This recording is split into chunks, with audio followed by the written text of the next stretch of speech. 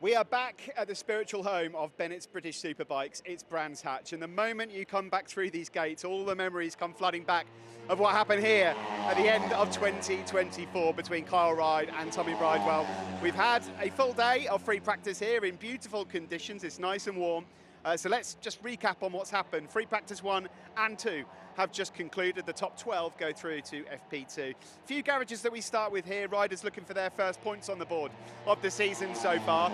Lewis Rollo obviously can be cut some slack. He's only just got back on the seat at Knockhill, his home round, having been absent through injury. Blaze Baker as well, looking to get off the mark in terms of points for the MP Racing team. And Richard Kerr as well, who, if you remember, back in Superstock, had a really good record here at Brands. The Grid and Rocket MLAV Racing BMW team will be looking for some big points. I'm delighted to say, as we do this pit walk, cameraman Dazzler is back with us. He's not done this in a while. I'm really going to make you work now, Dazzler. As we now walk past the Whitecliff Racing team, they have had some points of late with Luke Hedger. He's been really pushing. In fact, he had a really strong session just then. Jamie Davis will be looking for a weekend where he can just finish every single race, and hopefully he'll be back to some sort of full fitness, having had some arm pump surgery.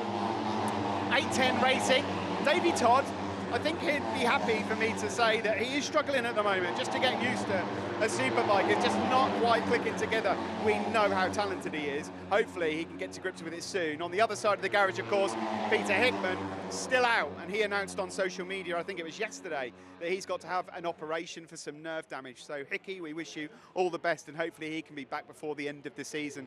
Billy McConnell, likewise, it's not been easy so far for Billy. The Australian has got a fantastic record here at Brands Hatch, particularly in Superstock trim. Looking for his first top 10 of the season, maybe here is where it could happen. Now, of course, there were celebrations for the Tag Racing team last time out at Knockhill for Fraser Rogers there.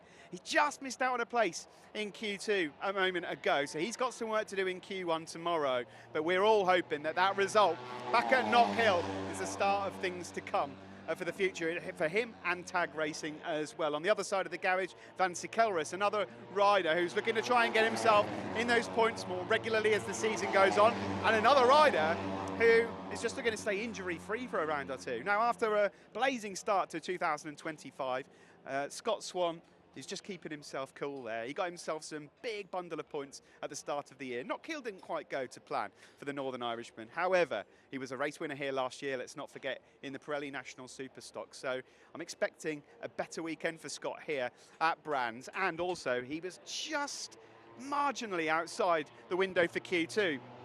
Storm Stacey, still in his leathers, and is quite frustrated, to be honest, because his bike packed up very early on into that free practice 2 session. So unfortunately, well, his thumbs up there. Good to see Storm, good to see Michael. You just knew he was going to come out and have a word. You can't help it. Go on, Storm, what you got to say? It's been a tough Friday. It has been a really tough Friday, but points aren't scored on a Friday. Style points on a Friday, that's about it. But come Saturday, Sunday, our weekend starts tomorrow morning, I think. We've had a few issues today. I like that, bullish talk. Yeah, we'll be all right. Good man, good luck. Have a good weekend, everyone. I hope you really enjoy it. We will, Storm. We will be watching you. Good luck this weekend, as ever. I mean, this paddock flooded full of characters. Not a bigger character in the paddock than Storm Stacey, is there? Now, in the Hawk Racing team, John McPhee. If you just look over next to John McPhee, you might see a familiar face. Mark Keane. KRP Racing is his crew chief for the weekend. They're teaming up once more. John, of course, raced for Mark Keane, so good to see those two teaming up once more. My goodness, John McPhee could do with a break. Just a weekend without any troubles would do. He's probably got more laps in today than he's got throughout the whole of the season so far. Next to him is Charlie Nesbitt. Charlie, by his own admission, would probably want a few better results at the start of 2025. He knows he's got plenty of top 6 potential. Is it going to come here at Brands Hatch? Remember, it's year 3 for Charlie. Garage closed, interestingly, here for Christian Idden. Not sure why, for the AGN Steel Stock Kawasaki team. Mind the wire. Mind the wire. Nearly. we nearly had our first fall of the year. On the other side of the garage, Max Cook as well. Both Kawasaki riders who had a fantastic Knockhill, particularly that entertaining race 3 through to Q2 tomorrow. So good luck to both of the FS3 Kawasaki riders. I would imagine bittersweet feeling in the garage right now. Josh Brooks Multi-race winner, of course, round here at Brands Hatch. A Monster Energy King of Brands 3 times over. Just missed out on a place in Q2, which is a surprise given his brilliant form here. On the other side of the garage is Lee Jackson, who managed to get himself into Q2. So that's good stuff, and Lee looks pretty happy there. Rise of the eyebrows there, so that means good stuff. So yeah, Josh got work to do, Lee struggling a little bit. It's been a struggle in general this year from the Cams Racing Yamaha, and I would say this is a major breakthrough weekend. It has to be for Danny. The results have not been the way he wants them to. We know there've been some struggles trying to get the bike set up, but it looked like a much more positive day today. They've turned a corner. Danny was much closer, and let's not forget, he was a race winner here at the back end of last year. Not too many garages to go. Next up, of course, we saw the news earlier in the week that Glenn Irwin, of course, not yet fit, but we'll be seeing Glenn, and plenty of him, over the course of the weekend. Scott Redding is back, and for the rest of the season with Hager PBM Ducati. Now, that's not to say Glenn won't be coming back with them, because once he's fully fit, we understand there might be 2 bikes here inside this garage, but Scott is here to stay for the rest of the year, which is great for our championship. Scott here today, improving all the time. His last lap was quick, up inside that top 6.